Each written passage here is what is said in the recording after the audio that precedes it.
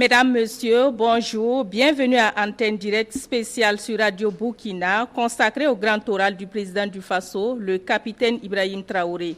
À l'occasion de l'an 2 de la transition, la RTB Radio vous permet d'interagir avec le chef de l'État pendant environ 1 heure d'horloge sur des questions d'actualité, de défense et de lutte contre le terrorisme et d'autres sujets d'intérêt national en direct du palais présidentiel de Koulouba. Comme un capitaine à la barre d'un navire pris dans une tempête, le capitaine Ibrahim Traoré a pris les commandes d'un Burkina Faso confronté à des tempêtes sécuritaires, sociales et économiques. Durant ces 2 années, le président du Faso a dû naviguer à travers les vagues de défis que nous connaissons tous, en gardant le cap vers une souveraineté retrouvée et un avenir de paix et de stabilité. Aujourd'hui, nous faisons escale pour examiner le cap suivi, les obstacles franchis et les horizons qui se dessinent. Auditeurs, auditrices du réseau synchronisé de Radio Burkina et des radios partenaires, participez à l'émission en appelant le 25 30 49 93 et le 25 33 33 37. Mon confrère Hervé Kaboré se chargera de recueillir vos préoccupations et de les porter à l'attention de Monsieur le Président, ici en direct du palais de Koulouba.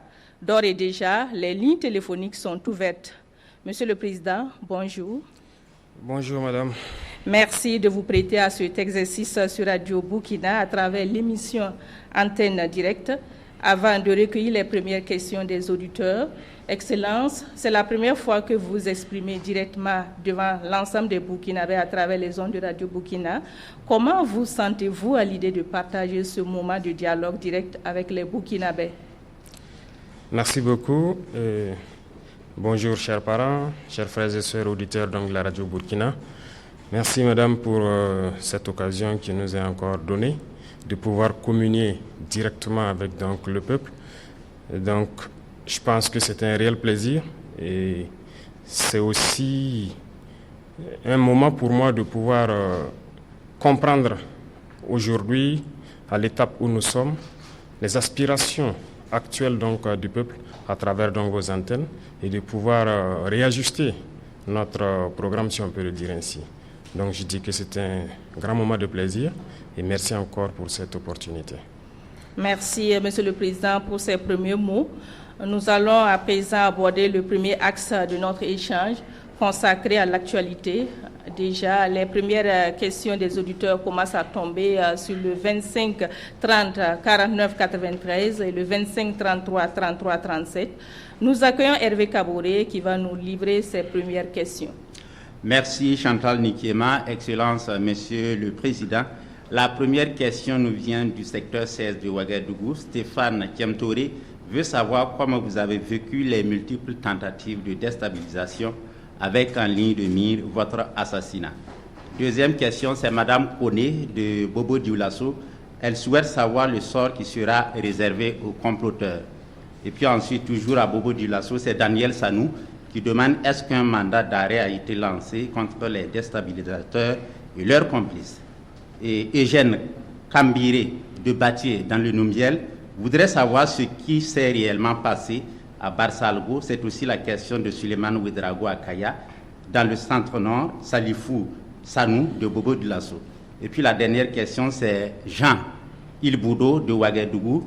Il voudrait avoir votre réaction sur le discours d'orientation politique de feu capitaine Thomas Sankara en pleine célébration des journées nationales d'engagement patriotique et de participation citoyenne. Quelle importance revêt pour vous le DOP quand on constate que son contenu est toujours d'actualité? Merci.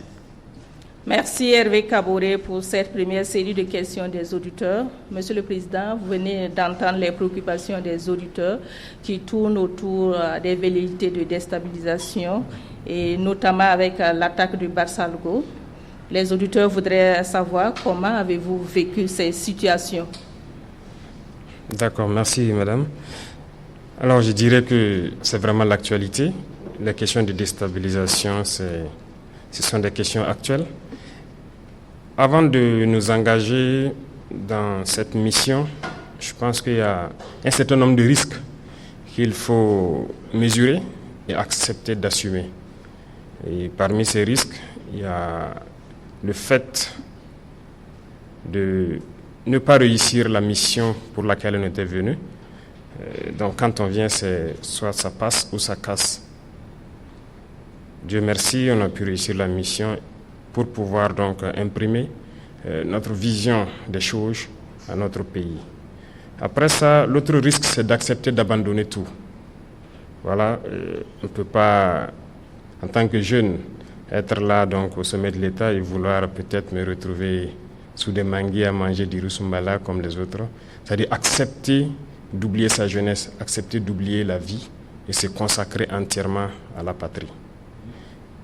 Un des risques, c'est cette situation que nous vivons, la déstabilisation, parce que si vous voulez redresser la barque d'un tel pays, forcément, vous êtes obligé de sévir.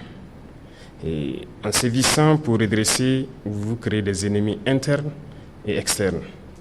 Il faut donc s'attendre à ces situations de déstabilisation, d'assassinat et de tout. Parce que nous avons touché aux intérêts de beaucoup de personnes. Il y a donc une inégalité sociale, il y a de la corruption, il y a une mauvaise gestion de la chose publique. Si nous essayons de vouloir redresser tout ça, forcément on va toucher aux intérêts individuels de certaines personnes. Et ces personnes très souvent sont riches, ont de l'argent, utilisent cela pour manipuler souvent des personnes plus pauvres qu'elles, pour nous les mettre à dos en fait. Ça c'est à l'interne et ces mêmes personnes n'hésitent pas à coaliser donc avec les forces impérialistes qui passent leur temps donc à nous endeuiller, à nous appauvrir.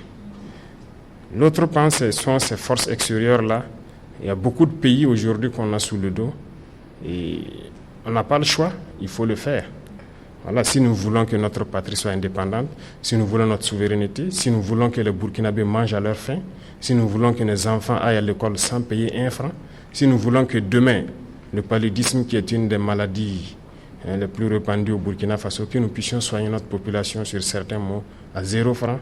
Voilà certains rêves que nous avons, mais il va falloir faire beaucoup de concessions, il va falloir empêcher certaines puissances de nous piller et ça crée beaucoup d'ennemis. Donc nous sommes préparés à ces situations, nous les vivons comme normal en fait. Voilà, donc ça ne nous ébranle pas, ça ne nous fait pas peur, ça nous donne encore le courage d'avancer parce qu'à travers ces événements, nous savons que la ligne directrice que nous avons optée est la meilleure ligne pour notre patrie, pour notre peuple. Donc nous vivons la chose comme ça et les comploteurs, actuellement nous avons passé 2 années à sensibiliser, à parler, à mettre en garde. Les gens trouvaient qu'on mettait trop en garde. Mais c'était nécessaire pour que les Burkinabés voient d'eux-mêmes jusqu'où certains Burkinabés peuvent aller contre la patrie. Si on s'était mis dès le début à sévir d'une certaine manière, ce n'est pas évident que vous-même vous allez nous comprendre. Vous allez peut-être dire, bon, au bout d'un temps, il peut y avoir de l'incompréhension. Et je pense que le capitaine Thomas Sankara a été mal compris à un moment donné, peut-être parce qu'ils ont commencé fort, mais il fallait laisser le peuple voir, comprendre ce que c'est que ces comploteurs, communiquer avec le peuple à travers tout ce que nous avons fait. Et aujourd'hui, je pense que les gens ont beaucoup compris. D'accord. Voilà. L'auditeur de Bobo Dioulasso voudrait savoir quel est le sort réservé à ces comploteurs-là. Comme nous l'avons dit, à partir de cet instant, je ne vais pas rentrer dans les détails. Chacun va assumer. Si quelqu'un entreprend des démarches comme ça, eh bien, il assume toutes les conséquences. Nous n'allons plus conseiller quelqu'un ou mettre en garde encore. Donc, on va revenir sur le cas de Barsalgo. Il y a un auditeur qui voudrait savoir qu'est-ce qui s'est réellement passé à Barsalgo. Barsalgo, je ne vais pas rentrer aussi dans les détails, mais Barsalgo, je pense que j'étais personnellement visé. Parce que Barsalgo et moi, il y a une histoire. Barsalgo et la situation du pays, il y a une histoire. Voilà, en juillet 2022, vous pourrez peut-être après vous renseigner sur place à Barsalgo. J'ai défié beaucoup d'ordres pour m'interposer pour que Barsalgo ne tombe pas. Et donc j'ai sacrifié beaucoup de choses quand même à Barsalgo. C'est le lieu pour moi de remercier beaucoup de gens qui nous ont soutenus dans notre manœuvre pour que Barsalgo soit. Et je pense qu'ils ont ciblé Barsalgo parce que ça allait me toucher. Voilà, c'était l'objectif. Je ne veux pas rentrer dans certains détails, mais bon, peut-être qu'un jour nous aurons l'occasion d'en parler. D'accord. Alors, votre réaction sur le discours d'orientation politique du feu capitaine Thomas Sankara, c'est une préoccupation de Jean Ilboudo de Ouagadougou. Oui, c'est vrai. Nous avons d'ailleurs choisi la date du 2 octobre pour le lancement des journées patriotiques, d'engagement patriotique. C'est justement pour corroborer avec le DOP. Parce que ce discours, c'est un référentiel. Et je pense que certains pays loin de notre sous-région ont utilisé ce référentiel pour se développer. Et ils nous le font comprendre parce qu'ils ont puisé beaucoup de choses de ce discours-là. Et c'est d'actualité, nous nous en inspirons et nous adaptons au contexte aussi. Voilà, parce que ce qui était peut-être, il y a certaines choses en son temps en 83 qui ne peuvent plus se faire aujourd'hui. Mais nous l'adaptons au fur et à mesure. Et comme on le disait, Thomas Sankara était trop en avance sur son temps. Et je pense que tout ça, ça fait qu'il n'a pas été compris. Il n'a pas été compris parce qu'il voyait des choses que les autres n'avaient pas la possibilité de voir. Sa vision était beaucoup plus en avance. Mais aujourd'hui, on se rend compte qu'on aurait dû. On aurait dû, chaque fois, ce sont des questions comme ça qu'on se pose. Est-ce qu'on n'aurait pas dû? Est-ce que les gens n'auraient pas dû? Mais bon, c'est déjà passé, mais je pense que c'est un discours d'actualité. C'est la même vision pour une souveraineté totale de notre pays. Et je pense qu'il faut qu'on s'inscrive dans cette lancée. D'accord, merci. Madame, Monsieur, vous suivez Antenne Directe spéciale avec le président du FASO en direct du palais de Koulouba sur Radio Burkina. Vous pouvez interagir avec le président du FASO en appelant le 25 30 49 93 et le 25 33 33 37. Monsieur le Président, nous allons maintenant nous pencher sur un sujet crucial, la sécurité et la défense. Et pour cela, nous retrouvons de nouveau Hervé Kaboré pour nous relayer les questions et préoccupations des auditeurs. Hervé Kaboré n'est pas disponible. Monsieur le Président. Oui. Alors, avant que Hervé Kaboré nous retrouve, je voudrais savoir quel est le moral des troupes avec ces velléités de déstabilisation. Je dirais que le moral des troupes est au beau fixe. Parce que s'engager pour défendre la patrie, vous savez, quand on est militaire et qu'il y a un autre état d'esprit naturel qui est là au sein du milieu, au sein de l'armée, et se lever, prendre son sac à dos, son arme et partir au front, c'est pas donné à tout le monde.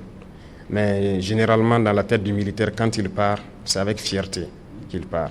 Il sait ce qui peut arriver, mais c'est avec fierté qu'il part.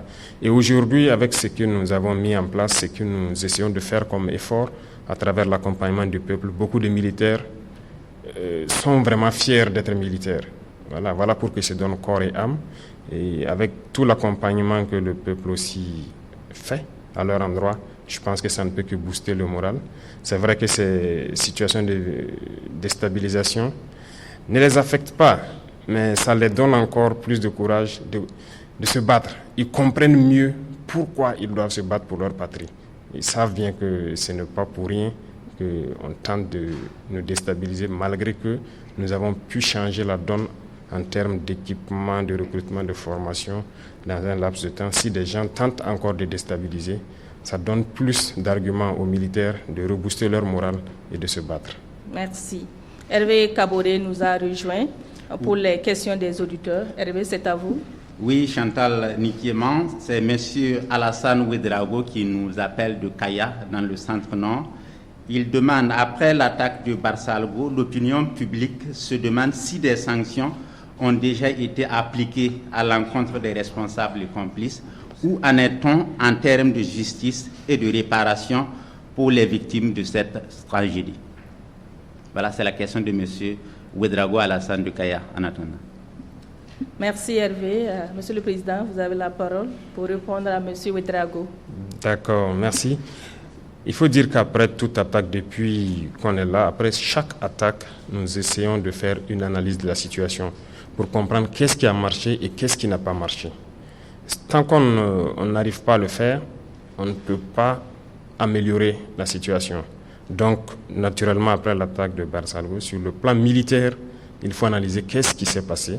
Qu'est-ce qui a marché, qu'est-ce qui n'a pas marché? Là, nous sommes presque au bout donc, de cette enquête. Je pense que les autorités militaires sont allées plusieurs fois à Barsalgo enquêter, continuer d'enquêter aussi à travers Kaya. Et les responsabilités seront situées d'ici quelques jours. J'attends le résultat du rapport. Et les sanctions vont tomber. C'était, comment je vais dire, toutes les attaques, c'est ce que nous faisons. Et si vous remarquez, il y a eu des attaques où on est amené à radier souvent certaines personnes qui ont manqué au devoir. Voilà, parce qu'on n'a pas le choix tant qu'on s'engage et qu'on sent que la faille vient du dispositif, il faut sévir. Donc nous attendons le rapport final pour agir. Et s'agissant donc des victimes, c'est naturel, nous avons adopté des lois pour que les enfants de ceux qui auraient perdu la vie dans cette guerre-là, on les récupère comme pupilles de la nation. Et ceux aussi qui sont tombés, on les prend comme martyrs. Donc si vous suivez même, il y a juste le conseil des ministres surpassé, il y a 236 enfants, donc dans 236 ou 238, qui ont été donc déclarés pupilles de la nation. Ça sera le même traitement au fur et à mesure. Mais pour l'instant, le gouvernement est permanemment aux côtés donc, des populations là-bas pour pouvoir prendre en charge déjà sur tout le côté psychologique, sur le côté humanitaire, santé et tout, de tous les membres donc, des familles qui ont été endeuillées lors de cette tragédie. D'accord. Hervé Kaboré a des questions des auditeurs. Il nous rejoint une fois de plus. Oui, Chantal Nikiema, les auditeurs ont encore envoyé des questions d'actualité. C'est M. Thomas Kafando de Zignaré qui, en rapport avec le mois du consommant local, il demande quelles sont les stratégies pour un développement endogène basé sur les produits made in Burkina. Et puis, M. Karim Zango de FADA demande, vous avez des équipes gouvernementales qui rencontrent actuellement les leaders coutumiers. Quelles sont vos attentes? Merci Hervé pour ces deux questions. Monsieur le Président. D'accord, merci beaucoup. Je vois que le mois de consommer local, on l'a lancé.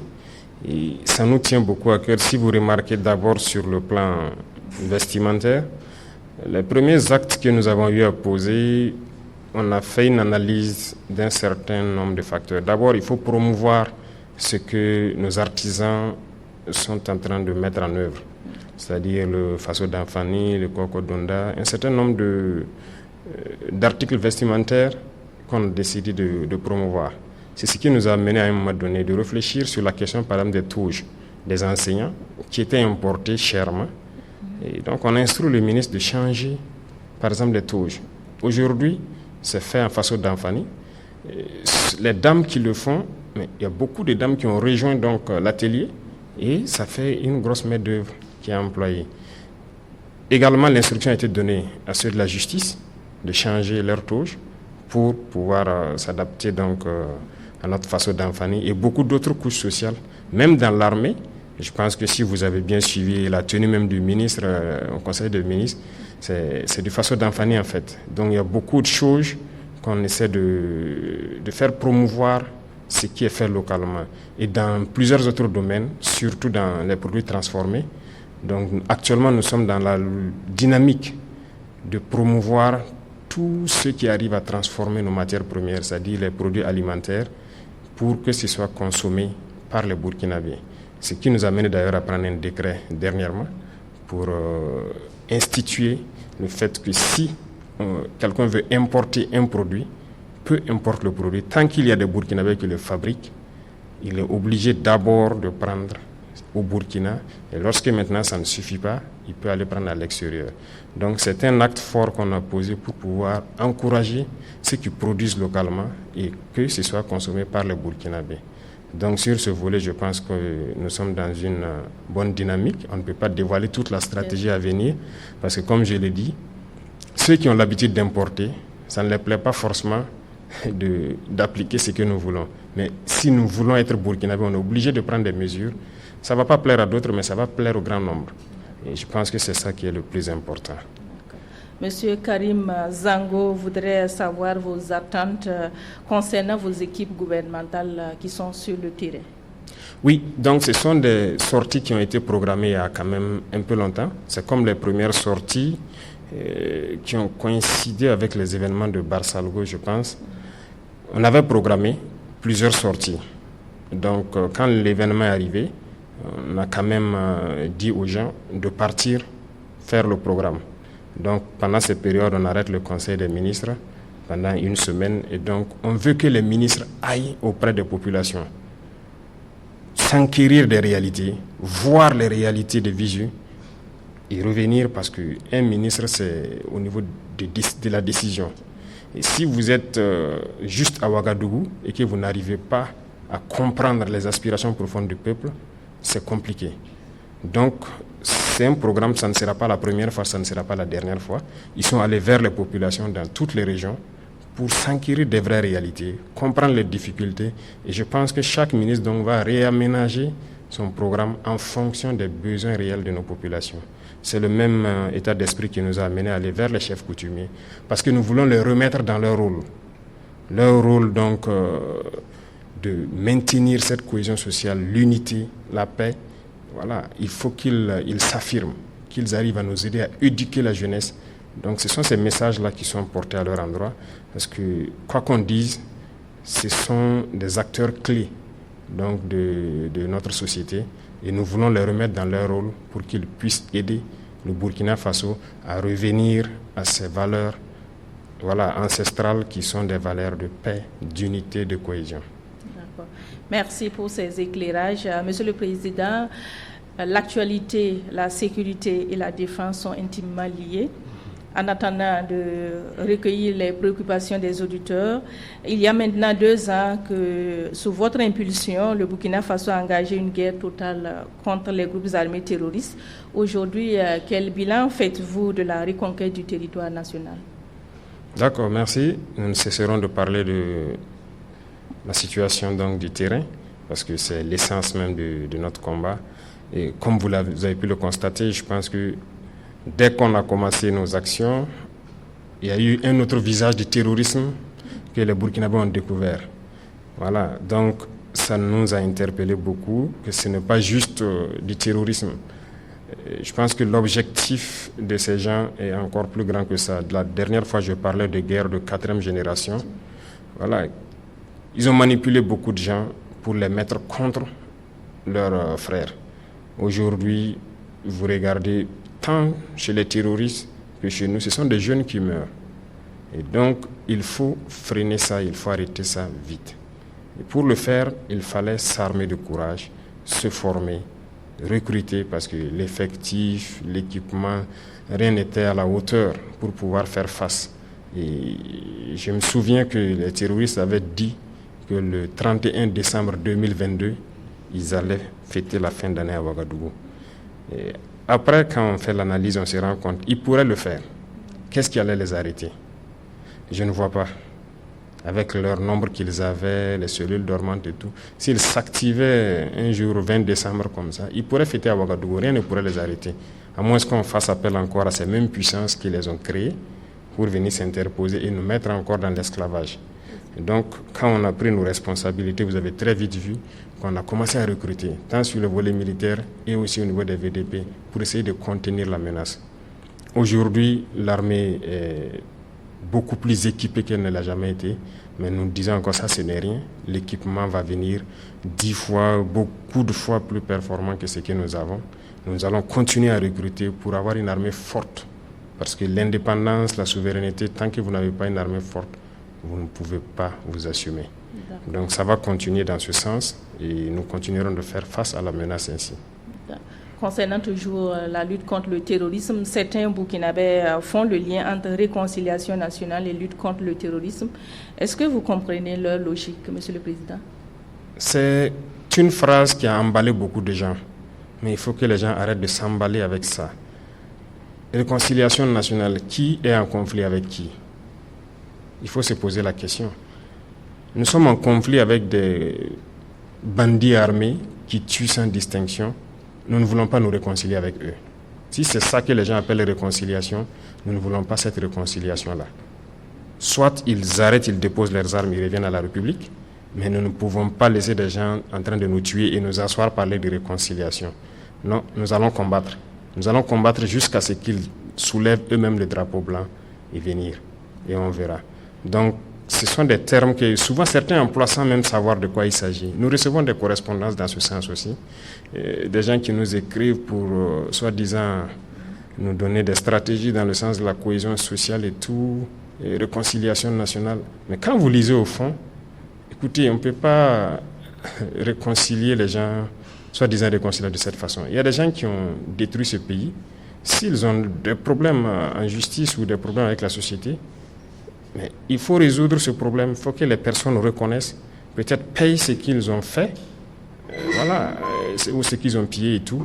Avant qu'on parle de réconciliation, il ne s'agit pas de balayer tout ça du revers de la main et dire au nom de la réconciliation, ça ne va pas s'arrêter, ça va continuer. Ça, c'est de l'impunité. Voilà. Je rappelle, auditeurs de Radio Burkina, que vous suivez Antenne Directe spéciale avec le président du Faso, le capitaine Ibrahim Traoré. À l'occasion de l'an 2 de la transition, le président vous parle. Rejoignez-nous au 25 30 49 93 ou le 25 33 33 37 et posez vos préoccupations. En attendant, nous retrouvons Hervé Kaboré pour d'autres séries de questions sur la sécurité et la défense. Hervé Kaboré. Oui, Chantal Nikiema. Clément Guigemde nous appelle de Bobo Dioulasso. Il dit qu'il note en tout cas avec fierté la montée en puissance de l'armée burkinabé et voudrait savoir si le président pouvait rassurer que les 30% restants seront reconquis en 2025. Clément Guigemne aussi salue les initiatives présidentielles qui vont faire du pays un État émergent et il se demande que répondez-vous à ceux qui pensent que vous devriez uniquement faire la guerre. Et puis il y a Julien qui nous appelle de Gawa dans le sud-ouest et dit les forêts étant le nid des groupes armés terroristes, le gouvernement a-t-il prévu un plan d'équipement et de déploiement des eaux et forêts pour libérer et consolider ces forêts? Il y a Diallo Aruna qui nous appelle de PA. Il demande est-ce qu'il est envisagé l'ouverture de commissariats dans les communes qui n'en disposent pas. Merci. Merci Hervé pour cette série de questions. Nous allons commencer par la question de Clément Guigemde sur la reconquête du territoire national. 70% à quand les 30% restants, la reconquête des 30% restants? Le souhait est que si demain on peut reconquérir les 30%, on le fait. Mais toujours est-il que nous allons nous mettre à l'œuvre rapidement. Si vous constatez ces derniers temps, l'intensité des opérations a un peu baissé dû à la saison pluvieuse. La saison pluvieuse est en train de finir, donc les opérations vont se relancer. Je disais à certains que le matériel que j'ai remis dernièrement aux forces, personne ne le voit sur le terrain d'abord. Donc les gens s'entraînent très bien. Actuellement, ils sont prêts. Donc dans quelques jours, la lutte va reprendre de plus belle et nous espérons aller très vite, reconquérir le maximum, reverdir autant que possible. Quand on dit reverdir dans notre jargon, ça veut dire avoir des espaces où les gens pourront faire leur tourisme, faire tout ce qu'ils veulent en toute liberté, vraiment free, comme on le dit, sans crainte. Voilà, donc c'est ce que nous sommes en train de développer et ça se fait en tandem défense et sécurité parce que autant que les forces qui sont en première ligne évoluent, il faut qu'à l'arrière on réorganise les forces de sécurité pour pouvoir assurer donc la pleine quiétude des populations. Donc nous poursuivons. 2025 est décisif et nous allons aller dans ce sens pour que nous puissions reconquérir les 30% restants. D'accord. Yul Yen de Gawa dit les forêts étant le nid des groupes armés terroristes, le gouvernement a-t-il prévu un plan d'équipement et de déploiement des eaux et forêts pour libérer et consolider ces forêts, Monsieur le Président? Nous sommes là-dessus parce que les eaux et forêts, il faut le dire, quand nous sommes arrivés, nous avons essayé d'évaluer la situation. C'était malheureusement un constat amer. Ils étaient là, dans leur poste. Comme je le disais, on pouvait trouver 10 agents des eaux et forêts dans un poste avec une seule arme. Donc, si vous faites des années sans toucher à une arme, c'est un peu compliqué de dire aujourd'hui qu'on peut les injecter directement dans les forêts. Les forêts sont les champs de bataille donc des militaires actuellement. Ce sont les militaires qui fouillent les forêts. Ce sera eux qui vont libérer les forêts avant d'installer les eaux et forêts pour la consolidation. Et nous continuons le recyclage des eaux et forêts. Si vous remarquez, il y a certaines unités qu'on a pris un peu, que nous essayons de recycler et les mettre à niveau pour que lorsque les militaires vont finir certaines portions, eux maintenant ils s'installent et ça a commencé. Il y a certaines forêts depuis l'intérieur qui ont été libérées par les militaires et les eaux et forêts qui ont été recyclées se sont réinstallées. Donc nous les avons rééquipés et au fur et à mesure nous continuons donc de faire monter leur puissance de feu pour qu'ils puissent contenir après le passage donc des militaires. D'accord. Nous allons revenir sur le deuxième volet de questions de Clément Guigemde qui demande que répondez-vous à ceux qui pensent que vous devriez vous consacrer uniquement à la guerre? Bon, il y a des gens qui connaissent trop aussi. Je ne sais pas comment maintenant ils analysent la situation. Qu'est-ce qui a mené la guerre? Il faut se poser beaucoup de questions. Certes, des puissances extérieures manipulent les gens, mais qu'est-ce qui fait qu'ils arrivent à manipuler les gens?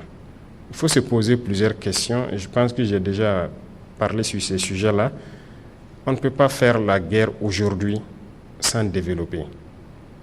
Si vous le faites, c'est que vous faites une erreur.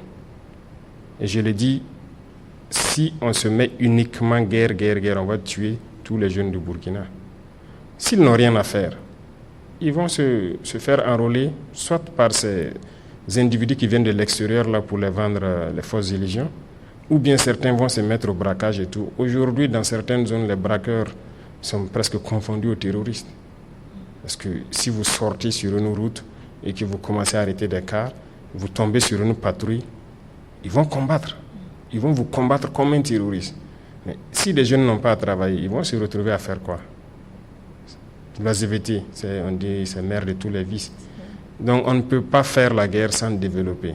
Il faut créer de l'emploi, il faut occuper la jeunesse pour que certains qui avaient l'intention d'aller vers des itinéraires pas commodes, qu'ils puissent rester, se concentrer et travailler. Donc ces gens qui disent qu'il faut juste la sécurité, je pense que soit ils ne sont pas de bonne foi ou bien ils ne comprennent pas exactement ce que c'est que cette guerre. Voilà. Pourquoi les pays développés, il n'y a pas ce genre de guerre là-bas? C'est dans nos pays, soi-disant pauvres, appauvris. Donc, il faut que nous reprenions en compte nos richesses et donner du travail à la jeunesse. Et je pense que ça accompagne la sécurité. Toujours dans le domaine de la sécurité, Aruna Diallo de PA voudrait savoir, est-ce qu'il est envisagé l'ouverture de commissariats de police dans les communes qui n'en disposent pas? Si vous avez encore suivi, il y a eu un des conseils des ministres justement où on a remodifié l'architecture de la sécurité. Donc avec la gendarmerie qui va s'occuper de certaines communes rurales et la police qui va se recentrer sur certaines communes urbaines. Donc ce redécoupage a été fait et nous avons donné un délai à ces deux forces pour se réorganiser et s'adapter. Et je pense que ça a commencé déjà dans plusieurs zones. Et les policiers ont commencé à reprendre leur position et les gendarmes aussi vont aller vers ces positions. On a fait le répertoire, il y avait beaucoup de communes où il n'y a pas de commissariat ni de gendarmerie. Et on se retrouve dans certaines communes et certaines villes où les postes sont doublés. Police et gendarmerie sont là ensemble, ils se piétinent et ils n'arrivent pas à faire le travail qu'il faut. Donc c'est partant de ce constat que nous avons décidé de prendre un texte pour situer donc la zone de responsabilité géographique de tout un chacun, pour que toutes les communes aient la présence d'une force de sécurité. Donc ça va arriver et le décret là, il y a un délai de mise en œuvre que personne ne doit dépasser et nous suivons ça de très près. D'accord. Merci Monsieur le Président. Nous restons toujours dans le volet défense et sécurité. Hervé Kaboré nous a rejoint pour une autre série de questions. Hervé Kaboré, à vous la parole. Merci. Mariam Traoré de Orodara nous demande, malgré certains progrès, la situation sécuritaire reste difficile dans certaines régions. Quels sont les principaux obstacles pour la sécurisation du pays? Éloi Soma de Nyangolgo demande, que prévoit le gouvernement pour les VDP engagés dont l'âge est avancé et qui ne peuvent pas être recrutés comme certains? Et Sawadgo Bourema, une personne déplacée interne de Madjouari, demande, des ressortissants de la région de l'Est utilisent des numéros du Bénin pour les appels au Burkina. Leur comportement semble suspect. Pourquoi ils ne sont pas interpellés? Et puis Sanou Boubacar des Hauts-Bassins à Bobo de Lasso dit, la dénonciation des accords avec la France a marqué un tournant décisif dans la politique étrangère du Burkina. Quel est l'impact de cette décision Et quel impact cette décision a eu sur notre sécurité et nos alliances internationales? Merci. Merci Hervé Kaboré pour cette série de questions. Monsieur le Président, on commence par la question de Madame Traoré, Mariam Traoré, sur la sécurisation du pays. Il faut dire que, comme on l'a dit, tout de suite je parlais du terme rendre des espaces complètement verts. Et on peut avoir reconquis des territoires, installer les forces, mais l'ennemi peut toujours faire souvent des incursions. Parce que c'est une guérilla, ça peut arriver. Aujourd'hui, comme je l'ai dit, nous avons préparé une certaine logistique pour lancer, dès les prochains jours, la pluie est presque finie, la phase qui doit reverdir totalement certaines zones. Et cette phase, nous ne pouvons pas la détailler ici. Ça sera de grands travaux, certainement, ça sera beaucoup de choses qui seront faites. Donc, il faut que pour l'instant, les zones que nous avons reconquises et qui connaissent des incursions, c'est juste une question de temps. Nous allons reverdir ces zones-là pour que les gens ne puissent plus faire d'incursions. Et tout ça qui nous a amené aussi à réarticuler donc les forces de sécurité pour que lorsque nous allons mettre tous ces dispositifs en place, chacun s'installe dans la zone où il doit être. Et lorsque eux ils sont là, le renseignement et avec les VDP qui sont sur place doit permettre d'empêcher toute incursion. Donc c'est un processus et je pense que tout est fin prêt pour que certaines zones soient complètement vertes au fur et à mesure. Les VDP participent à la reconquête du territoire. Et Loa Soma de Niangologo voudrait savoir quel est le sort réservé à ces VDP engagés dont l'âge est avancé et qui ne peut pas être recruté comme certains dans la fonction publique et autres. Oui, nous avons notre plan pour leur reconversion. C'est comme les militaires aussi qui arrivent donc à la retraite. Et si vous remarquez, avec l'initiative présidentielle pour l'autosuffisance alimentaire, nous avons lancé un programme déjà dans l'armée, il y a des reportages là-dessus, pour apprendre à certains militaires qui ont un certain âge à se reconvertir petit à petit à l'agriculture, à l'élevage ou à certains métiers de leur choix. Voilà, parce qu'il y a aussi des gens qui font des spécialités, par exemple des gens qui ont fait le génie, et ils peuvent être dans d'autres entreprises pour exprimer toujours leur potentialité là-bas. Donc ça sera la même chose pour les VDP. Déjà, quand je suis passé une fois à Bagré, j'ai échangé avec des VDP là-bas où j'ai vu qu'il y avait beaucoup de personnes âgées qui ne pouvaient pas être recrutées et qui avaient déjà demandé à avoir des terres au bord de certains points d'eau pour l'agriculture. Donc nous avons instruit donc la BVDP pour mettre tout en œuvre pour que ces gens-là puissent s'installer et produire. Donc nous encourageons donc les VDP à ça aussi, ce qui a mené dans certains points, si vous remarquez, ils font la guerre et ils produisent en même temps. C'est en même temps une formation et nous voudrons, lorsqu'on veut les désengager, qu'on puisse les accompagner à s'installer dans leur domaine de prédilection pour continuer donc leur effort de contribution donc, au développement du Burkina Faso. Sawadogo Bourema de Madjouari, dans l'est du Burkina, voilà, il nous informe que des ressortissants de la région de l'est utilisent des numéros du Bénin pour les appels au Burkina. Leur comportement est suspect. Pourquoi ne sont-ils pas interpellés? Merci à l'auditeur. En fait, la complicité aussi est très grande, comme il a dit. Et ça rend déjà très difficile le combat, mais nous prenons la complicité en compte comme une difficulté et nous arrivons à la surmonter. La zone de Madjouari, comme il a dit, beaucoup de zones, certaines zones à l'est, ne sont pas accessibles, ça fait partie des 30% donc, du territoire que nous devons reconquérir. Ce sont des zones de forêt et ce sont des zones assez difficiles en termes de combat. Mais des individus qui prennent des numéros étrangers, qui appellent et tout, c'est sûr que peut-être ils ont d'autres intentions ou bien ils sont déjà mêlés à d'autres choses, mais nous attendons d'arriver sur le terrain et reconquérir et voir ce qui doit être réservé à ces gens-là. C'est ce que je peux dire, mais pour l'instant, on ne peut que faire des spéculations, si je peux dire, sur la question, puisqu'on ne sait pas pourquoi ils appellent, ainsi de suite. Mais nous savons très bien que beaucoup de gens ont été interpellés dans la région de l'Est pour complicité avec les terroristes. Ils les ravitaillent. En tout cas, ils se donnent corps et âme à prendre des pistes pour aller ravitailler les terroristes. Beaucoup ont été interpellés. Nous continuons aussi des opérations dans ce sens-là. Donc, ils n'ont pas à s'inquiéter. Je pense que Madjoari, on va y arriver. D'accord. Nous partons dans les hauts bassins avec M. Sanou Boubacar qui parle de la dénonciation des accords avec la France qui a marqué un tournant dans la politique étrangère du Burkina. Quel impact cette décision a-t-elle sur notre sécurité et nos alliances internationales? Bon, je disais tantôt que notre action est intrinsèquement liée à beaucoup de personnes à l'étranger. Donc la dénonciation de ces accords, c'est une chose, mais ce n'est pas que ça. Il y a d'autres choses qui ne sont pas visibles, que les gens n'ont pas perçues.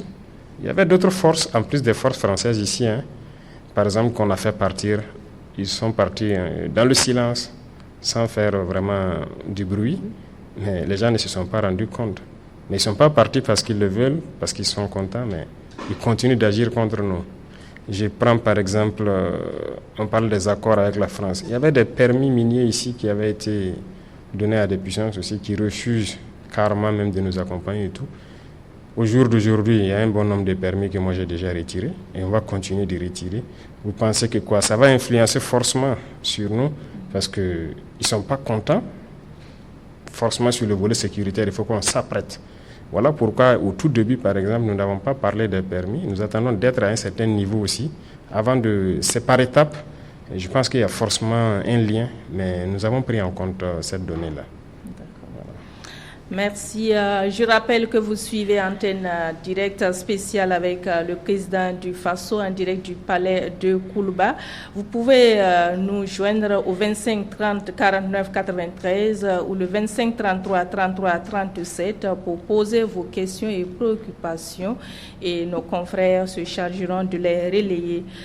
Nous abordons maintenant notre dernier volet, l'axe 3, qui porte sur d'autres sujets d'intérêt pour la nation. Hervé Kaboré nous a rejoint pour ce dernier volet des questions. Oui, Chantal Nikiema, Excellence, Monsieur le Président. Ama Diallo revient en tout cas sur la sécurité et la défense. Il est à Dori, dans le Sahel. Et vous avez entrepris la réorganisation de l'armée avec des nouvelles unités et stratégies. Quel est le résultat sur le terrain? Maïmouna Ouedraogo nous appelle de Bitou, dans le centre-est. Elle dit la situation humanitaire est également préoccupante. Et quelles stratégies sont en cours pour assurer la protection et le retour des déplacés dans leur localité d'origine? Ouedraogo Moumouni est déplacé à Manektaba, à Tikari. Il demande qu'est-ce qui est fait, justement comme Madame Ouedraogo de Bitou, qu'est-ce qui est fait pour accélérer le retour des déplacés dans leur village d'origine. Il appelle à augmenter le nombre de recrues au niveau des FDS pour libérer les zones encore sous emprise terroriste. Merci. Merci à vous, Hervé Kaboré. Monsieur le Président, la question du retour des déplacés internes est évoquée. Oui. Qu'est-ce qui est fait pour leur retour dans leur localité d'origine? Merci bien. Beaucoup de gens déjà ont déjà rejoint, mais il y a aussi des localités, même si on met pied, souvent on dit aux gens de ne pas venir d'abord, d'attendre, parce que chaque localité n'a pas la même vision, ça n'est pas vu sous le même angle par les terroristes. Comme certains aiment le dire, il y a certaines localités qui sont stratégiques géographiquement dans cette guerre. Donc il y a des zones où peut-être les forces ont reconquis il y a peut-être quelques mois, mais ils n'ont pas permis à ce que les populations reviennent. Il y a un travail qu'ils font. Après, ils reviennent vers l'arrière et disent aux populations de les suivre pour les installer maintenant. Donc, ceux qui se sont déjà installés ont pu passer donc, la saison sans problème, plus ou moins en sécurité. Il y a des zones qu'on va réinstaller à la sortie de la saison. Et on sait que c'est suivi donc de situations humanitaires forcément s'ils n'ont pas pu cultiver, mais des mesures sont prises pour pouvoir les accompagner jusqu'à la saison prochaine. Et pourquoi pas, si on peut faire certaines choses avant la saison, notamment des fourrages et autres, pour les permettre d'avoir de l'activité, tout est pris en compte. Et je pense que le ministère de l'Action humanitaire fait le point permanemment chaque semaine qu'elle m'envoie sur ceux qui se sont retournés quelle prise en charge, ceux qui doivent se retourner, qu'est-ce qui est prévu pour leur prise en charge. Il y a des moments où je peux intervenir et réajuster certaines choses en fonction des différentes zones. Et je vois qu'il y a une dame qui a parlé de Bitou. Bitou, par exemple, bon, les gens sont là. Je ne sais pas s'il y a un déplacé de Bitou qui est ailleurs, mais il y a certains villages peut-être dans le centre-est qui restent à être installés, mais il y a un travail qu'il faut faire autour de certaines forêts avant de les permettre de s'installer. Certes, les forces sont là, les VDP sont là, mais on les a dit de ne pas s'installer pour l'instant parce qu'on n'a pas terminé le travail. D'accord. Vous l'avez déjà souligné, le nombre de recrues. Moumouni Ouedraogo, c'est un PDI. Lui vous appelle encore à augmenter le nombre de recrues de FDS pour libérer les zones encore sous emprise terroriste. Oui, nous sommes en train de recruter. Sur les 2 années, je pense qu'on est à plus de 30 000 personnes recrutées presque dans l'armée seulement. Et les autres forces aussi ont recruté. Nous avons doublé, sinon même plus, la masse de forces donc, au niveau de l'armée des terres pour pouvoir faire face. Mais nous partons aussi à un rythme un peu lent parce qu'il y a beaucoup de choses qu'il faut autour du recrutement. Si vous remarquez, nous avons recruté en temps 5 000, après on est passé à 10 000, aujourd'hui nous sommes à presque 15 000, parce que la formation, il ne faut pas la bâcler. Et c'est l'occasion donc de remercier donc, certains pays, donc, notamment les pays de l'AES, qui nous ont donné un coup de main au départ. Le Niger, nous avons envoyé des troupes au Niger formées pour revenir s'installer. Nous avons envoyé des troupes au Mali formées. Nous en avons envoyé donc au Togo. Aujourd'hui, depuis que nous avons pris notre destin en main, comme on le dit, la plupart des pays européens qui offraient des formations au Burkina ont systématiquement fermé. Et certains pays, malheureusement, donc, qui sont nos voisins, ont automatiquement aussi fermé les rapports militaires avec nous, ont cherché nos stagiaires qui étaient chez eux. On a répondu à la réciproque aussi. Mais nous avons compris que nous pouvons nous former nous-mêmes, on n'a pas besoin forcément d'eux. Parce que la formation, c'est une question d'expérience dans la guerre et on réadapte en prenant en compte certains paramètres pour les nouvelles recrues. Donc, nous partons à un rythme qui peut paraître là à leurs yeux, il faut recruter beaucoup, mais nous voulons aussi bien les former, bien les équiper pour qu'ils puissent être efficaces sur le terrain parce que la menace grandit. D'accord. Justement, la réorganisation de l'armée revient. C'est une question de Ama Diallo de Dori. Et il demande quel résultat sur le terrain avec cette stratégie. Mais si on n'avait pas réorganisé et créé des unités organiques, on ne pourrait pas tenir, c'est pas possible. Parce que comme ils l'ont dit, dès qu'on a pris notre virage, vous avez vu que l'intensité des combats est montée d'un cran. Et il fallait s'adapter automatiquement. Et chez nous, dans l'armée, quand on dit une unité, ce sont des gens qui vivent ensemble, qui se connaissent et qui combattent ensemble. Et quand il y a des situations, ils sont prêts à tous mourir ensemble, mais ils ne peuvent pas avoir certains comportements. Depuis longtemps, nous ne combattons pas en unité. Voilà, on aime dire dans notre jargon, c'est des cotisations. Chaque corps envoie quelques soldats, on les rassemble, on peut les déposer quelque part. Ce n'est toujours pas fini. Il y a certaines positions toujours qui sont dans cette configuration. Et c'est difficile de combattre comme ça. Vous partez, vous retrouvez sur le terrain, vous ne vous connaissez pas bien. Vous n'êtes pas habitué, vous ne connaissez même pas son nom. On vous attaque. Vous n'avez pas confiance en lui. Comme une équipe de football. Ouais. Si on se met à rassembler des gens qui ne se sont jamais vus, qui ne se connaissent pas, bon, c'est très difficile. Et tous nos détachements étaient comme ça, nos unités c'était comme ça. Et donc, nous avons rapidement compris ça, qu'il faut changer, parce que nous-mêmes, nous avons fait ça. Moi, j'ai été sur le terrain avec des hommes que je ne connais pas. Et je vous dis que vous êtes bleu, vous sortez, vous arrivez, vous ne savez pas quoi faire. Voilà. Vous ne savez pas qui est qui, souvent même... C'est très compliqué. Donc aujourd'hui, nous avons des unités organiques qui ont permis de contenir la situation. Nous avons créé beaucoup de birs et au niveau de la police, nous avons réorganisé un Goumi. Ils en ont plus d'une dizaine qui ont pu contenir la situation dans certaines zones. Au niveau de la gendarmerie, c'est les esprits qu'ils ont créés. Il y en a 3, je pense, qui aussi assurent la sécurité sur certains axes stratégiques. Donc nous allons continuer à créer des unités organiques. L'armée de terre actuellement est en train de se réorganiser pour mettre fin dans un délai donné à ces détachements où il y a des cotisations. donc pour avoir des unités organiques. Et nous allons continuer dans ce sens-là. Là, nous aurons une armée bien structurée, bien organisée et des unités dignes de ce nom. En attendant de recueillir d'autres préoccupations des auditeurs, Monsieur le Président, comment se fait aujourd'hui la coordination de la lutte contre le terrorisme au sein de l'espace AES au regard des attaques qui se multiplient dans l'espace AES? Oui, la coordination se passe très bien. Et comme vous l'avez dit, les attaques qui se multiplient, l'AES est une cible. Voilà, c'est voir des Africains s'unir, c'est pas bon pour d'autres personnes. Donc, il faut tout faire pour casser cette alliance. On comprend, mais nous sommes là pour ça. Et voilà pourquoi très tôt, nous avons commencé donc à mettre en place immédiatement dans chaque pays des officiers de liaison. Voilà, donc il y a des Burkinabés au Mali et au Niger qui participent donc au centre des opérations. Il y a des Maliens, des Nigériens au Burkina, ainsi de suite. Donc, dans chaque pays, il y a des équipes d'officiers qui ont été dépêchés pour faire office de liaison, pour coordonner au niveau des centres des opérations tout ce qui se fait en interarmes. Je vous ai parlé tantôt de la formation. On a fait beaucoup de formations ensemble.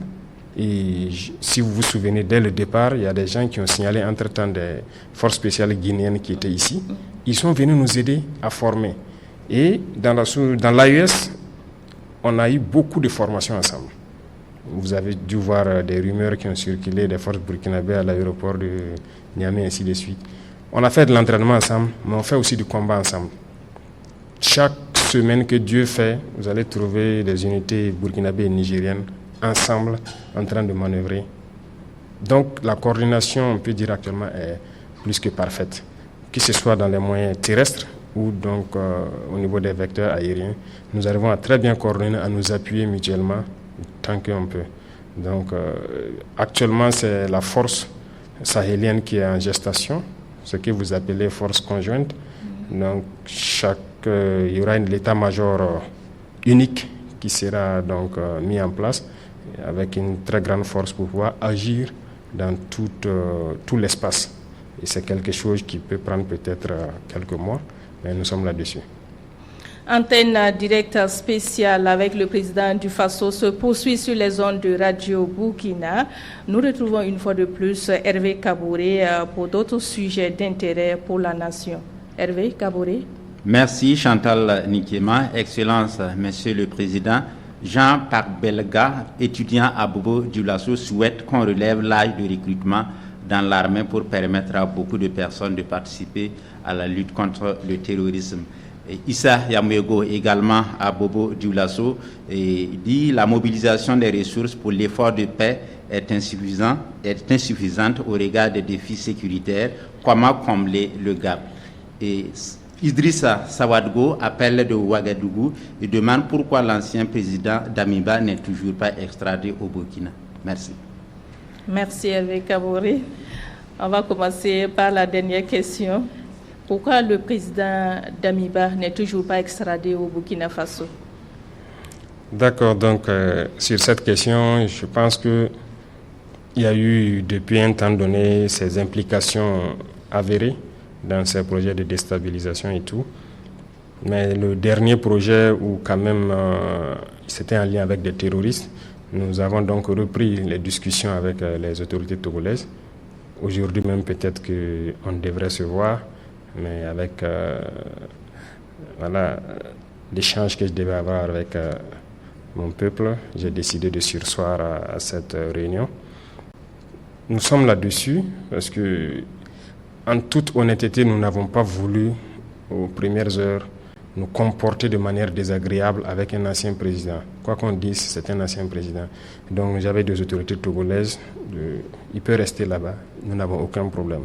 Et nous communiquons très bien de tout ce qui se passe avec les autorités togolaises. Et vraiment, il n'y a pas de souci sur ce volet. Dès qu'il y avait certaines visites, ils nous disaient s'ils veulent mener certaines actions, ils nous avertissaient en fait. Et actuellement, je pense qu'eux aussi doivent être choqués et surpris de découvrir ce qu'il y a. Mais nous sommes parlé déjà au téléphone, mais on ne peut pas parler au téléphone de sujets assez sensibles.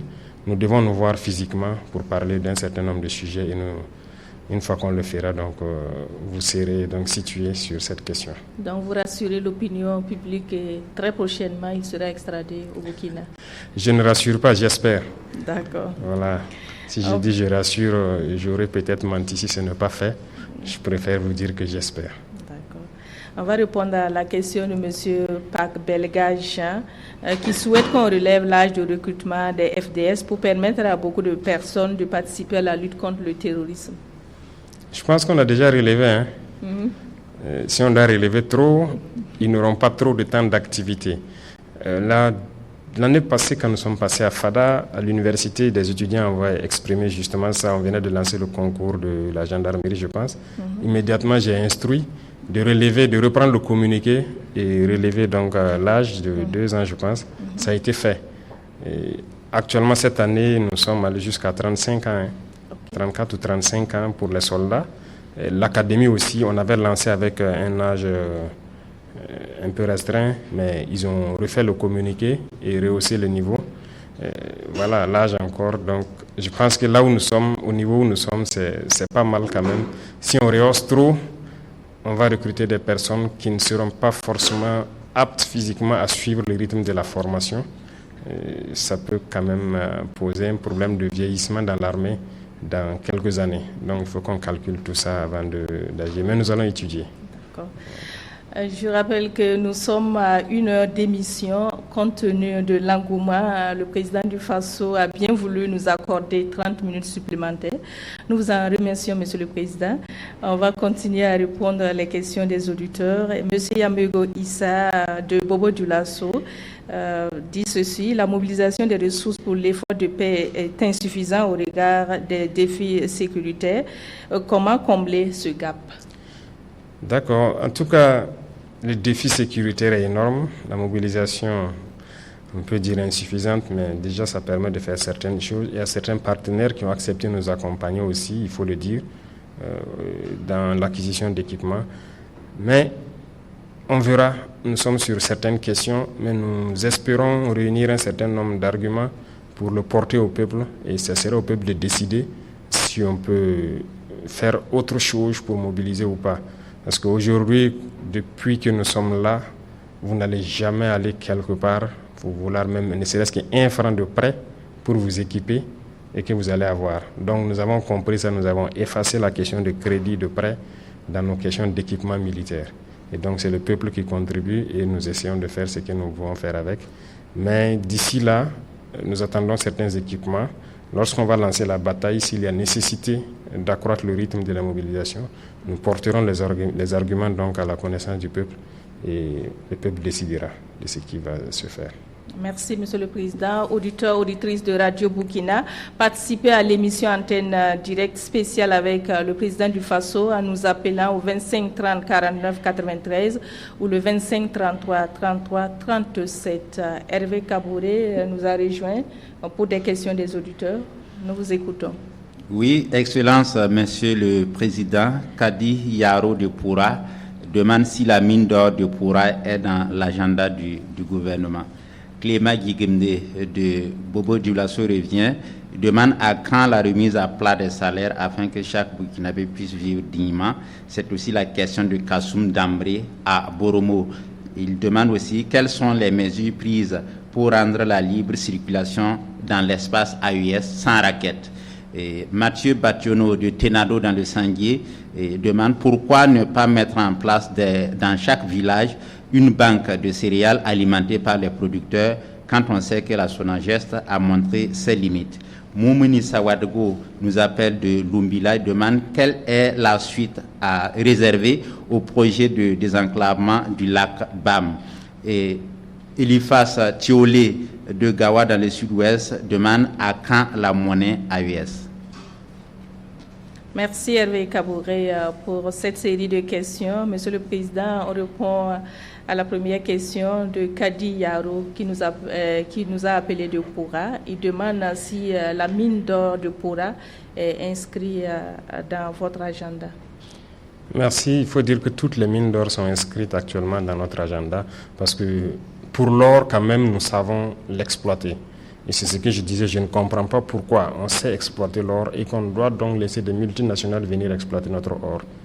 Donc c'est dans ce sens que j'ai dit qu'il y a des permis qu'on est en train de retirer et qu'on va le faire nous-mêmes. Donc la mine d'or fait partie, et de Poura, fait partie de ces mines que nous comptons exploiter. L'APEC, si vous voyez, l'APEC a commencé dans la zone du sud-ouest avec sa première mine. Nous allons continuer aussi, autant qu'ils vont monter en puissance, à leur donner des permis pour qu'ils exploitent eux-mêmes.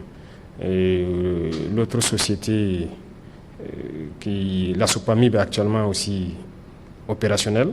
C'est à travers la Sopamib que nous avons donc payé les 2 mines Bungu et Wayon. D'autres mines seront donc dans le patrimoine de la Sopamib pour leur permettre aussi d'exploiter ces mines industrielles-là. Donc, Poura fait bien partie. D'accord. Clément Guégamde revient. À quand la remise à plat des salaires afin que chaque Burkinabé puisse vivre dignement? C'est aussi la question de Kassoum Damré à Boromo. Les inégalités sociales. Oui. Beaucoup de gens donc réclament ça. Et je pense que c'est une question qu'on va devoir attaquer tôt ou tard. Quoi qu'on dise, il y aura des grincements des dents, comme on le dit, mais on est obligé de s'attaquer à ça à un moment donné pour que chacun puisse vivre dignement, comme ils le disent. Mais avant ça, nous avons voulu d'abord nous mettre un certain nombre de lignes, étudier et voir qu'est-ce qui peut être fait en général. Parce que, comme je dis, il faut comprendre ses forces d'abord, son potentiel. C'est ce que nous sommes en train de faire dans le secteur minier aujourd'hui. Et nous nous rendons compte que si on reprend possession de nos mines et que nous arrivons à baisser la température donc de cette guerre, peut-être qu'on n'aura pas besoin de remettre à plat, comme on le dit, diminuer des salaires. Nous allons voir comment peut-être remettre à niveau certains salaires. Mais pour l'instant, nous continuons d'observer la situation et nous espérons au cours de l'année 2025 faire une évaluation de nos dépenses militaires. Est-ce qu'il faut continuer à accroître les dépenses militaires en 2026 ou pas? Et aussi les mines qu'on va exploiter au cours de l'année 2025, qu'est-ce que ça nous a rapporté? Est-ce qu'avec ça, ça permet donc de rehausser le niveau des salaires de certains et équilibrer un peu? Parce que c'est vraiment disparate. Il y en a qui sont dans des salaires, je dirais, incommensurables par rapport à d'autres qui traînent vraiment les pas. Et nous comptons équilibrer la balance. Donc, ils peuvent se rassurer. Nous ne voulons pas faire forcément baisser le salaire de certains, mais nous allons voir en fonction de nos potentialités qu'est-ce qu'on peut faire pour mettre tout le monde au même niveau. D'accord. La question de l'AES revient. Quelles sont les mesures prises pour rendre la libre circulation dans l'AES sans raquette? Également, à quand la monnaie AES? Très bien, je pense que cette question de raquette est à l'ordre du jour. Des instructions fermes ont été données déjà au ministre de la Sécurité pour déjà commencer à sévir contre cette question de raquette. Il y a des dossiers qui sont actuellement en justice même sur certaines personnes et j'ai instruit donc d'accélérer le processus parce que ils m'ont aussi rassuré qu'ils sont dans des enquêtes parce que c'est plus large que ce qu'on pense le réseau. Les raquettes, ce ne sont pas de bons comportements. Surtout, malheureusement, ce sont des forces de sécurité qui le font. C'est vraiment pas de bon comportement lorsque nous voulons aller dans l'Union, dans la Confédération. Et cette semaine, je pense que les experts des identifications de la sécurité sont réunis à Bamako. Et l'objectif, c'est d'harmoniser un certain nombre de documents de voyage, mais aussi d'identité. Et donc, il y aura une carte d'identité AES qui doit voir le jour. Et avec ça, ou le passeport AES, nous devrons pouvoir circuler librement sans raquette. Et nous mettrons aussi dans chaque pays un certain nombre de dispositions qui permettent aux usagers de rendre compte ou en tout cas de dénoncer les cas de raquette. Déjà au Burkina Faso, nous avons pris beaucoup de mesures. Et actuellement, c'est en cours de mise en œuvre, notamment donc, le centre d'appel qui peut aussi être utilisé, les dénonciations qui peuvent être faites jusqu'à la présidence du Faso. Et nous avons mis en place le CRD qui doit sévir au-dessus de toutes les autres considérations de textes qui peuvent exister. Et le CORAG, comme on le dit actuellement, est instruit aussi d'enquêter sur toute forme de corruption, de raquettes ou de dossiers mal gérés. Ils sont là-dessus dans les jours à venir. Il y a des choses qui vont sortir et nous allons instruire donc la justice de prendre les mesures nécessaires pour que les individus qui seront pris dans des situations comme ça puissent payer. Mathieu Bationo de Tinado suggère pourquoi pas ne pas mettre en place dans chaque village une banque de céréales alimentée par les producteurs. Oui, ça aussi c'est une bonne question et je vois qu'il a même parlé de la SONAGES. La SONAGES avait beaucoup de difficultés. Nous avons changé donc la direction et actuellement j'ai instruit au ministre d'accroître le nombre de magasins SONAGES. Il est là-dessus, d'avoir ses camions à lui pour pouvoir transporter les céréales et les stocker parce que SONAGES fonctionnait sur des locations.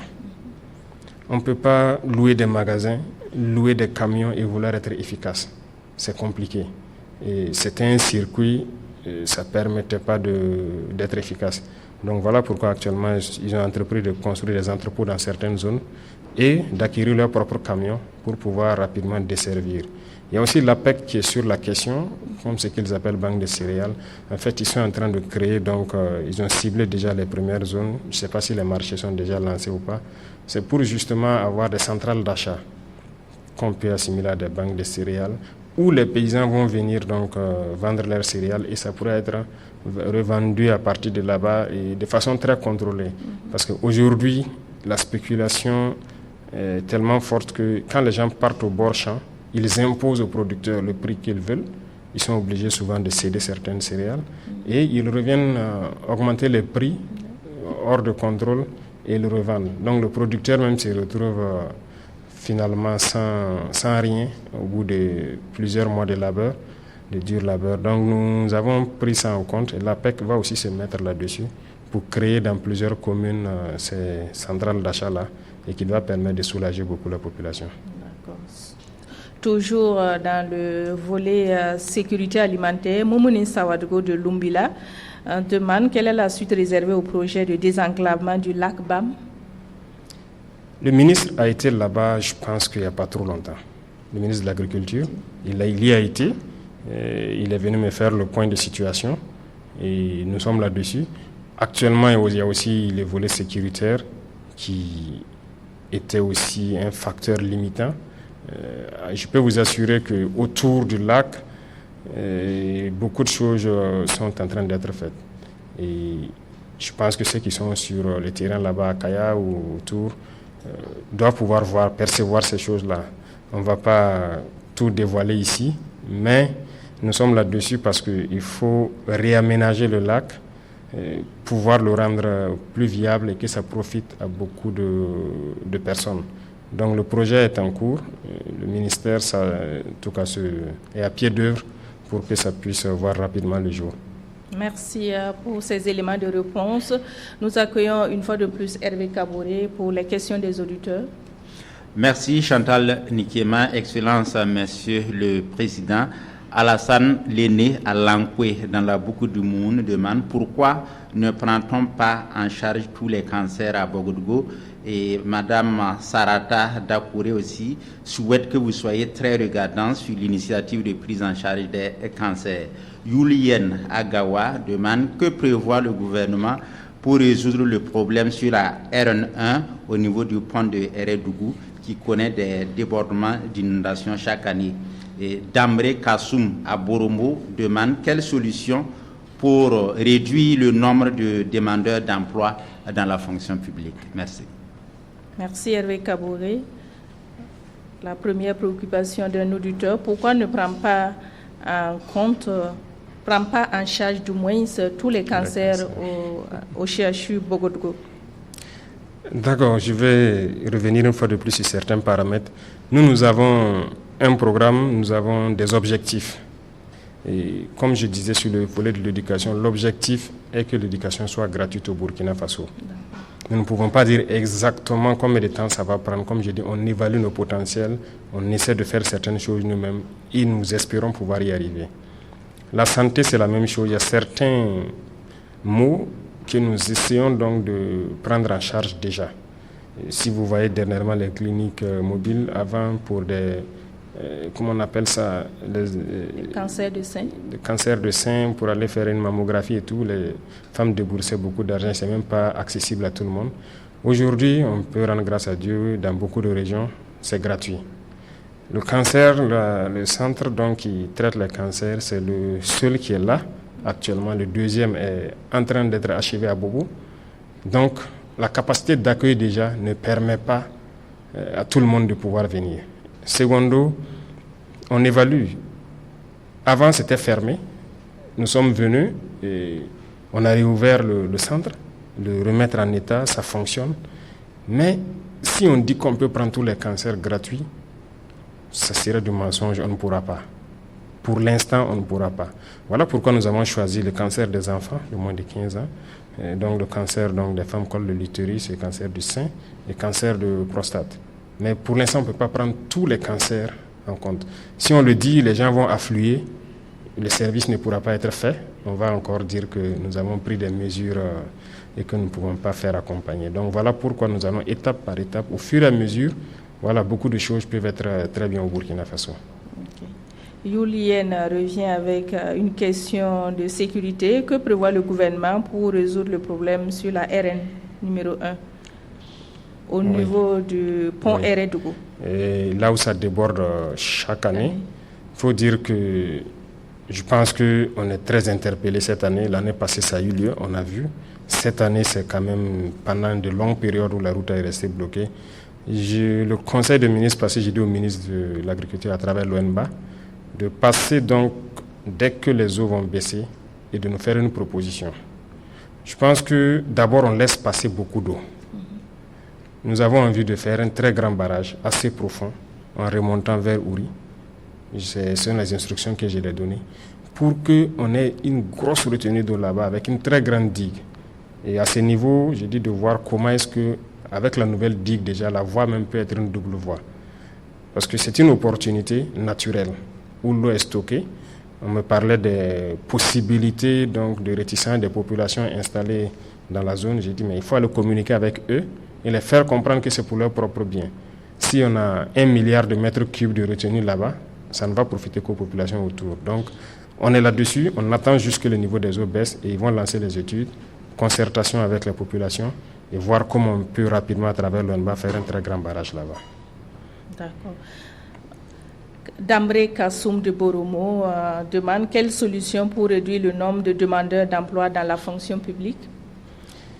Quelle solution? C'est ce que nous sommes en train de faire pour promouvoir d'autres types donc, d'emplois. Lorsque nous encourageons la création des PME, les fonds, nous avons essayé de fusionner tout pour créer donc, un fonds unique qui doit permettre de soutenir efficacement. Le FBDS, nous l'avons ravivé pour que les jeunes puissent entreprendre. Ça, c'est une chose. Deuxième chose, nous sommes en train de miser sur les activités de production, l'agriculture, l'élevage, parce qu'on importe beaucoup. Et on veut que les gens repartent vers la terre et qu'on les accompagne. Aujourd'hui, si vous voyez dans la plupart des zones où il y a des grands barrages, beaucoup de jeunes se sont mis à la pisciculture en cage flottante. J'ai vu les images à Bobo en Samandeni. C'est carrément une industrie qui s'est mise en marche. Au sud-est, ça a commencé, et dans la zone de Swam, vers Koudougou. Donc, nous voulons ramener les jeunes beaucoup plus à la production, au lieu qu'on importe. Donc, il y a assez d'emplois qu'il faut créer à travers la production agricole. Je pense que c'est quelque chose qui n'était pas valorisé avant, mais nous sommes en train de tout faire pour que les jeunes reviennent à ces fondamentaux-là. Merci, Monsieur le Président. Antenne directe spéciale avec le président du FASO. Voilà, nous allons recueillir les dernières préoccupations des auditeurs avec vous, Hervé Kaboré. Excellence, Monsieur le Président, Awa Koulibaly de Bekoui, dans la boucle du Moun, dit plusieurs projets structurants ont été annoncés, notamment FASO Rail, l'Agence nationale de l'énergie nucléaire du Burkina et bien d'autres. Pouvez-vous nous donner les détails sur l'avancement de ces projets du moins? Nikiema Emmanuel de Gogo, dans le centre-sud, demande les vivres coûtent cher. Qu'est-ce qui est fait pour réduire le prix et soulager les populations? Angéline Yago de Léo demande le projet de loi sur le changement de devise a été retiré de l'ALT. qu'est-ce qui empêche le déroulement du processus?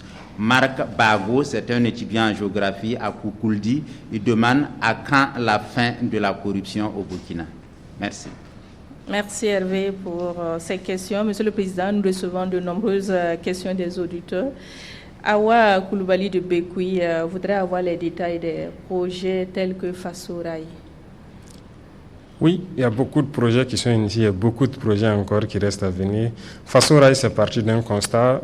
Nous voulons faire des rails, parce que les rails qui sont là ne sont pas du tout modernes. Voilà pourquoi vous avez des vieilles locomotives. Ce ne sont pas des rails aux normes internationales actuellement. Aucune locomotive au monde ne peut rouler sur ces rails-là, en réalité. Donc nous voulons avoir des rails aux normes pour avoir des trains modernes. Et ce qui nous a amené à prospecter un peu à travers le monde pour créer des lignes de rails. Mais on s'est rendu compte que le coût est très très très élevé. Les derniers dossiers que j'ai vus, les kilomètres de rails nous coûtaient entre 17 et 18 millions d'euros, donc plus de 10 milliards. Vous faites 300 km de rails, vous êtes à plus de 3 000 milliards. Donc nous avons décidé, au lieu de faire ça, s'endetter pour ce genre de construction, nous préférons envoyer l'emploi au Burkina. Donc mettre en place l'usine carrément qui produit les rails et qui pose les rails. Et ce sont des Burkinabés qui vont être employés dedans. Donc c'est ce qui nous amène à les prospecter et c'est en bonne voie. Nous sommes donc en train en phase de faire les contrats avec les partenaires qui veulent nous accompagner aussi avec ça pour l'implanter et produire nos rails. Là quand même on pourra desservir beaucoup de zones dans le pays. À quand la fin de la corruption au Burkina Faso? C'est une préoccupation de Marc Bago, étudiant à Koukouldi.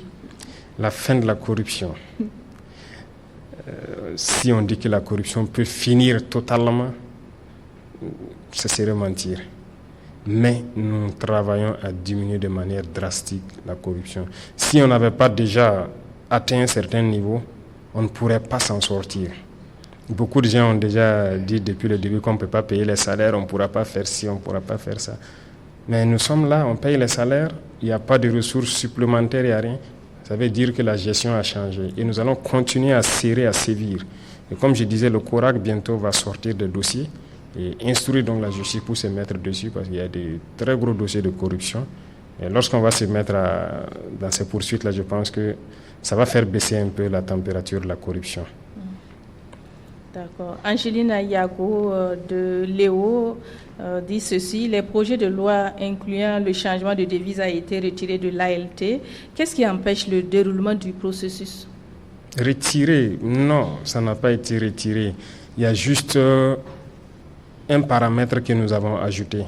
Le conseil passé, je ne sais pas si le rapport a fait cas de ça, mais au journal officiel, ils pourront voir. C'est juste un ajout que nous avons apporté, donc c'est reparti à l'ALT. Immédiatement le soir du conseil passé, je pense qu'ils vont se repencher là-dessus. Sinon, ça n'a pas été retiré, ça se poursuit. D'accord.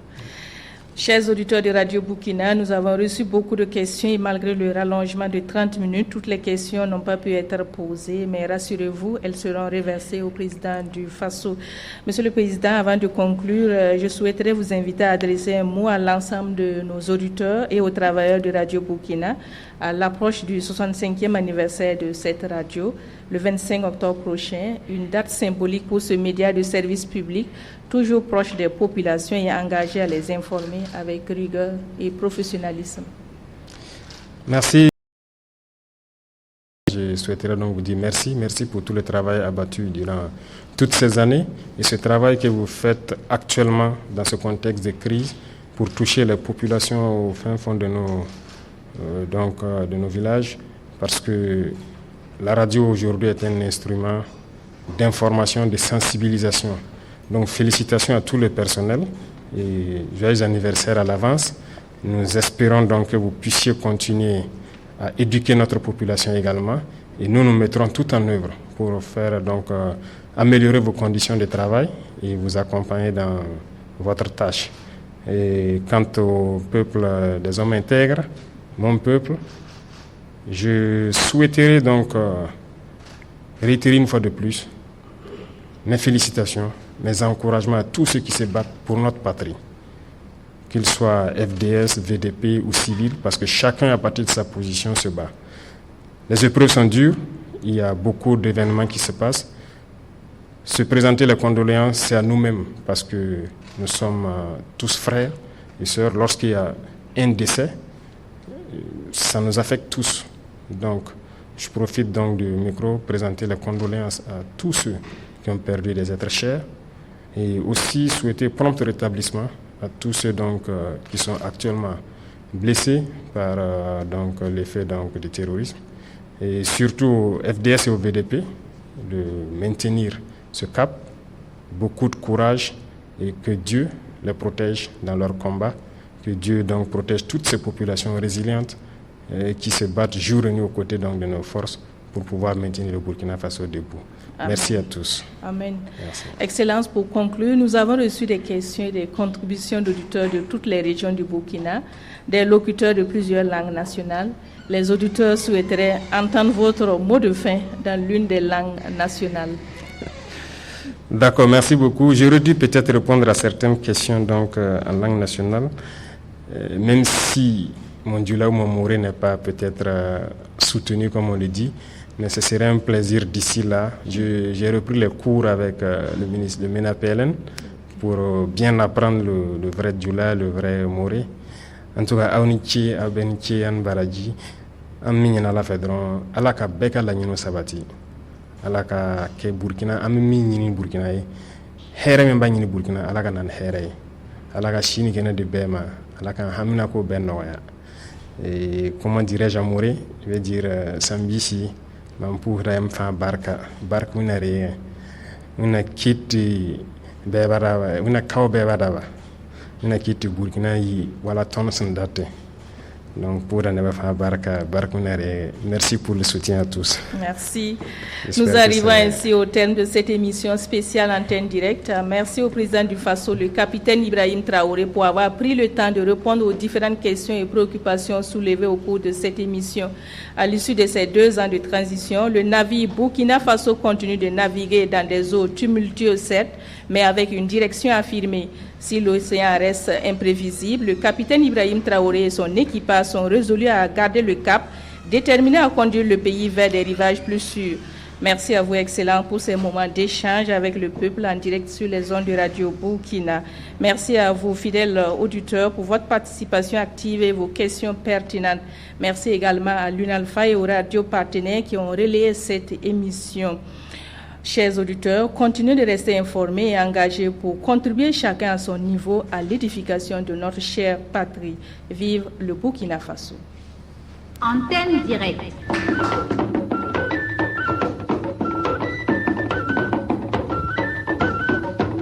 Antenne directe sur les grandes questions de l'heure.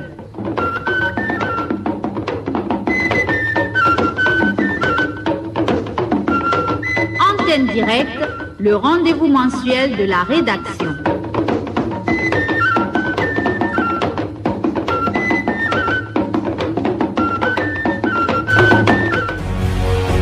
Faso 7, une autre facette de l'information au Burkina Faso.